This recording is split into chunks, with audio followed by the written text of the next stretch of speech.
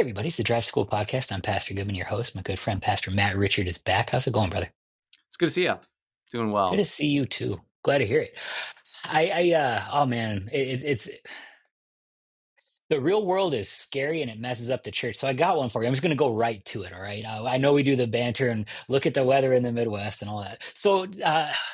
Jesus says a thing, but I don't know what he means. It's a little different than usual. Usually, what does Jesus say about? Here's the thing he actually says, but I need you to unpack it for me. He says, "Be wise as serpents and innocent as doves." And I hear that sort of both used as a plea for us to not be stupid, but also probably abused from time to time. What does it mean when Jesus says, "Be wise as serpents and innocent as doves"? Yeah, good question. You know, okay. First of all, we should like be like a snake, right? It's like what on Yeah. earth?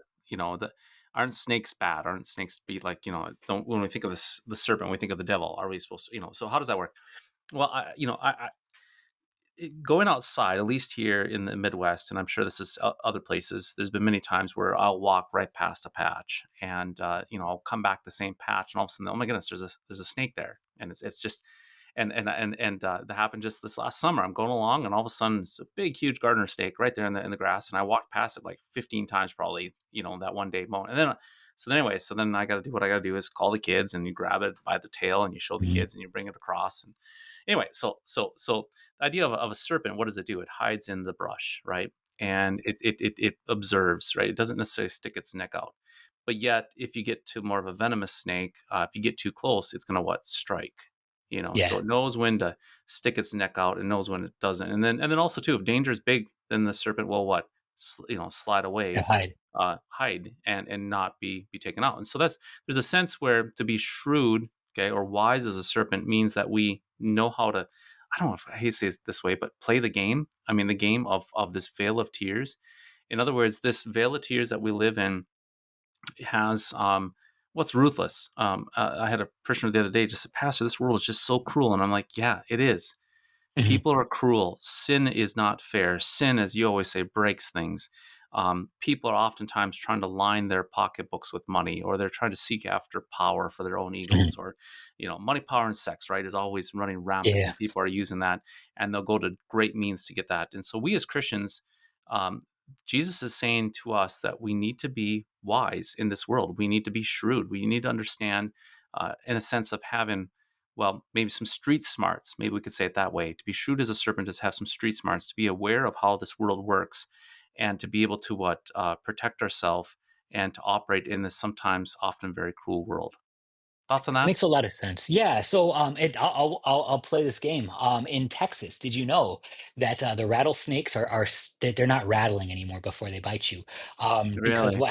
what is scary? Yeah, I know. Because now they just bite you, and then you die. What happened was that the wild boar population has grown over and over and over again to the point where like you can legally kill a boar anytime. They have like guided tours where you can fly in a helicopter and shoot a boar with a machine gun. This is Texas at its best. But the boar's skin is too thick for the snakes to bite through. And so what was happening is that the boars would be running through everywhere and the snakes would rattle and the boars would go to eat the snakes. And the snakes would bite the boars, but it didn't do anything. So now the snakes know they just don't rattle, just bite. It's wildly terrifying. Uh, Yeah. but all of this to say, because of ADHD, I like this understanding of when to duck and sort of when to move and when to bite, because most of the time I hear this verse, it's a recognition that there are games being played in this world. It's a dangerous place down here, but I hear a lot of times it's almost used as a justification to play them back. Like I know that Jesus talks about sin, and I know there's 10 commandments, but like also we have to be wise as serpents. And so like as long as we're doing it for good intention, we're just being wise as serpents and we're baptized. So if we know the sins will be forgiven, we'll also be innocent as doves. So it really doesn't matter what we do as long as it yields good for us, right? No? No, no, no, no. And I No. would say that we don't use this as a justification, right? I mean, Right. this is wisdom. Okay, so wisdom, being wise, to be shrewd is to also be Mm. wise and to be aware with your eyes open, to be awake to how this world works. But that does not give us a justification to throw the Ten Commandments out. It's a wisdom in understanding the mechanisms of the world, being wise how things happen, to play those things through, and to again knowing when to what there's gonna be times where we do need to take a stand, obviously, and where we may need to stick our neck out of the brush and call a thing what it is, and for the sake of Christ, be willing to what suffer persecution. Absolutely, there's going to be times where persecution is going to happen. There's no other choice but to suffer for what is right, because that's who we are in Christ, and we cannot but what confess the glory and the truth of Christ and the reality of Christ. So again, this is not, I think you bring that very, very well stated, that this is not some sort of justification to be, how is it, to be a jerk, right? Yeah. This is not permission to be a jerk, but this is to be wise. Again, that word shrewd is to be wise to the ways of the world, but at the same time, to be innocent as a dove, that is to be, that is to be joyful. It's to be kind. It's to be vulnerable with those around you at the same time. And so, again, like life with extremes can go one way or the other. And so, if we're just shrewd, it's not permission to be a jerk, and yet at the same time, innocent as a dove. There's a beauty to that too, as well as Christians. Yeah, I think even just the first part of that verse helps it too, because this is not just given to sort of all Christians to deal with each other, but this is actually Jesus sending out the disciples as sheep in the midst of wolves. This is a confrontation with how the world works. This is not an encouragement to treat each other this way. The world is a dangerous place. You need to be aware of that. You're going into a place that is dangerous. Be aware of it. Be aware of the landscape. But also, when you go, remember who you are first and foremost. You are not the serpent. You are the dove. Be as the serpents, but have their wisdom. That even going to the Genesis chapter 3, where the serpent becomes a problem. This is not ever sort of an identity to embrace, but it's a recognition that ever since that serpent snuck into that garden, there's problems down here, and you cannot just pretend that there are not. I think that means that especially for Christians trying to navigate these things, we can, because this can be sort of used to justify a lot of stuff. We can maybe establish some ground rules. So like the Ten Commandments are still the Ten Commandments, and like sin break stuff. So recognizing you're going to be in a sinful place is not the same thing as sort of saying, well, it doesn't matter what you do now. But also, I think there's something to sort of be said in how a Christian deals with a sinful place. Like, what does it mean to have wisdom in the midst of a dangerous place? Not just be dangerous yourself, but have wisdom there. Like, what does that look like in a day to day practice? Well, and I think just right there, just back to that illustration of the serpent, is to be self-aware not only of your own sins, but Mhm. self-aware and aware of your surroundings, and that's part of it too. Is knowing the playbook of the world, to be aware of it, so it doesn't catch you off guard. And so I love how this is stated here. It says, so I'm sending you out like sheep into the midst of wolves, right? So Mhm. be wise as a serpent, innocent as a dove. Beware of them, for they will hand you over to councils and flog you in their synagogues, and you will be dragged before governors and kings because of me. Okay, and so there's a sense where it's being aware that we are in this village here, being aware that when it comes to the name of Christ, that this world does not like the name of Christ, does not like the gospel, that it is to be despised by an unbelieving pagan world. And so when persecution does happen, to be wise as a serpent is we should come to expect it, be prepared for it. When you take a stand. And so that's part of it too, as well. Just again, being aware of it, knowing that that there are hostile forces that are out there that are going to to seek, kill, and steal and destroy our faith, and to be ready for that. And so it's kind of like that Martin Luther movie done several years ago. Was it in the 2000s? And there's a section that's really dramatized. It's kind of a cool dramatized part where he's shaving Luther's neck, and he grabs his hand. He says, "You didn't think there was going to be a cost, you know." In other words, you poke the bear, and what happens? Mhm. The bear strikes. Well, yeah, that's to be aware. If you poke the bear, it's going to strike. That's to be wise as a serpent, knowing that will happen. But yet, at the same time, there are times where, again, the Christian might need to poke the bear, and then when the bear strikes, you then have to suffer that, and that is to be wise as a serpent. Be aware of that, and at the same time, to be gentle. And that's going to be to be gentle, to be respectful, to be upholding those 10 commandments, to be fair-minded, and so forth. Because without being gentle as a dove, then we can end up being going through the lens of sly, to be sly, and then to then you become what you're opposed to. I guess you would say it that way. That's actually, yeah, that's exactly what I was trying to find the words for. You become what you're opposed to. That Jesus would tell you to be innocent as doves, to be gentle as doves. It's a recognition that just because the world is playing this game, if it's very easy to get so lost in it that you become the very thing that you're fighting against. So what are just sort of some day-to-day practical tips then as we're trying to navigate this? Because like how do you do it, especially if you're in high school, if you're in college, you don't just get to sort of make the grand speech and have everybody listen to you. You're sort of just in it. So what do you do?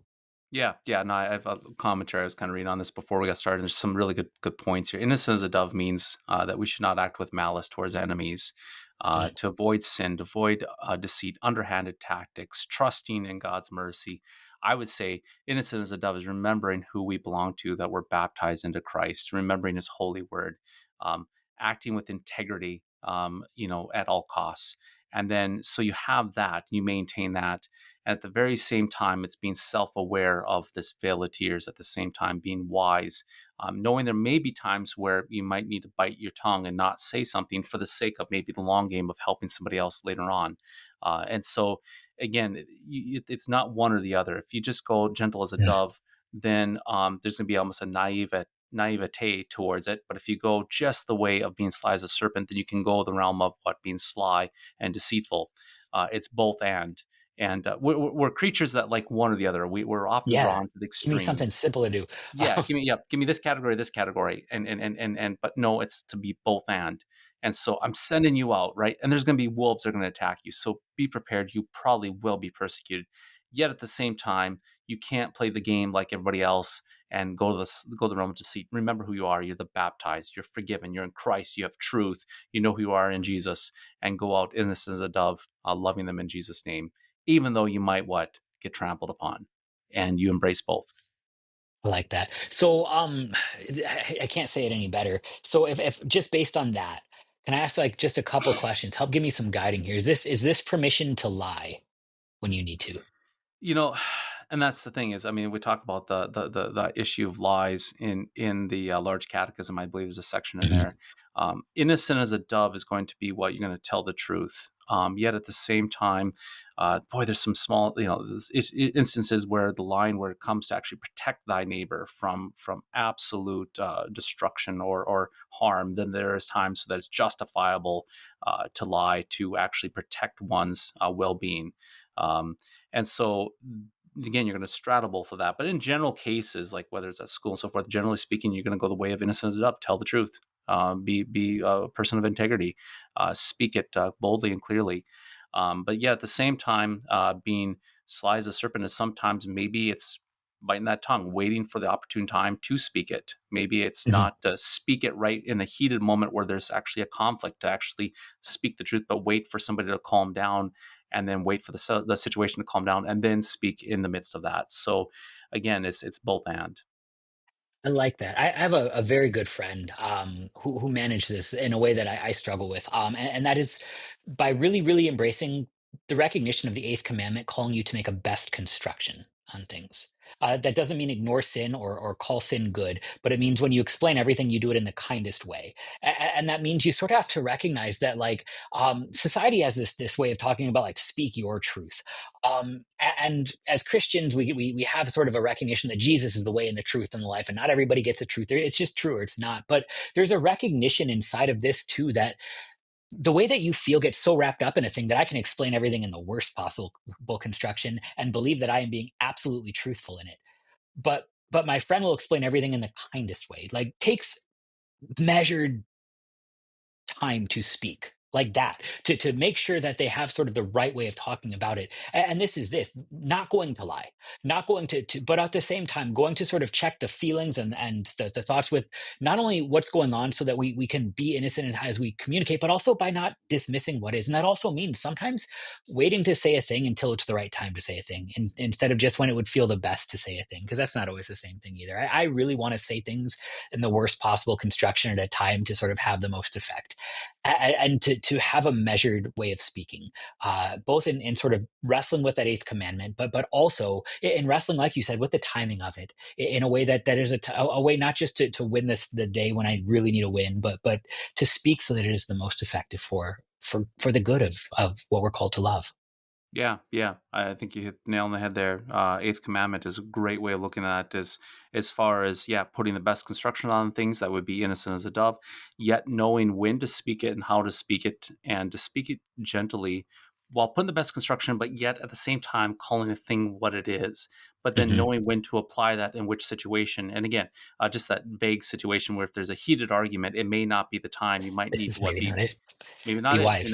not be wise. Maybe it's not best to actually call that out gently in the midst of a heated argument. Maybe it might be waiting a day and then the next day coming back around to the person and visiting with them, or perhaps maybe pulling them aside. And again, it's just being wise in how you're applying that. Yeah, and loving too. I love this. This is actually really, really helpful to kind of sort through this. And even just to sort of checking and recognize that if scripture is not going to contradict itself, if you're using one particular verse to get out of having to address a different verse, you're probably doing it wrong.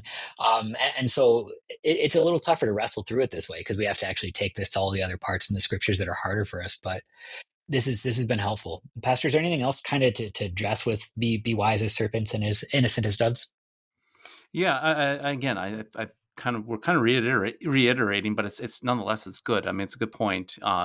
So being sly as a serpent is not being naive. Let's just say it that way. So Mhm. it's not being naive; it's being wise, it's being eyes open to the struggles of this veil of tears, struggles of life, being fully aware, knowing how things work, yet at the same time not playing that game, not giving yourself into that game, into that slyness, but yet then maintaining the innocent as a dove, which is going to be going the way of integrity, love, truthfulness, functioning with best construction on everything. But again, that's not moving to a complete naiveness as well, because you're still what? Sly as a serpent and then simultaneously innocent as a dove. Brilliant. Pastor Matt Richard, thanks so much. Thanks, Harrison. Good to see you. Hey, see you next time, man.